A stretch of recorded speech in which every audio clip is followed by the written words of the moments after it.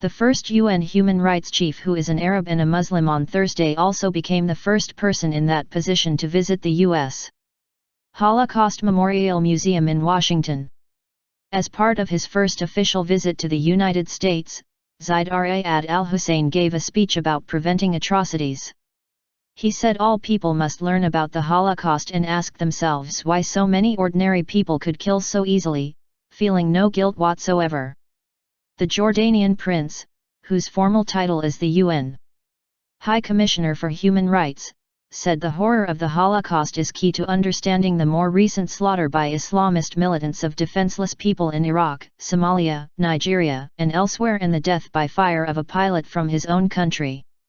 He referred to the militants as takfiri, or infidels, despite their claims to be acting in the name of Islam, and said they were deceiving their followers with Nazi-like lies and chauvinistic logic. If we have learned anything from our collective history, it is this: scrambling only for ourselves, our people, our political or religious ideology, or for our own kind will only scramble at all eventually, sometimes horrifyingly so for everyone, he said.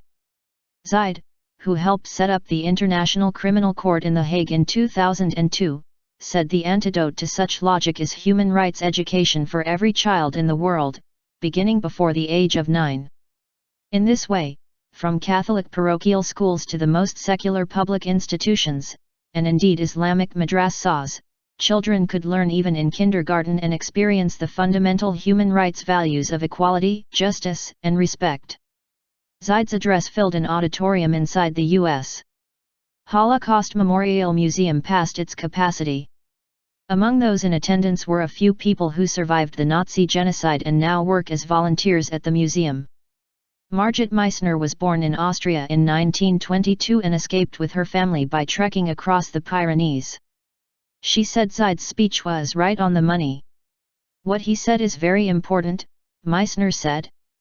It's just a question of how can one do it, and how much willingness is there in the world to do it, because everybody throws up his hands and says, "What a terrible thing," and then they go about their business.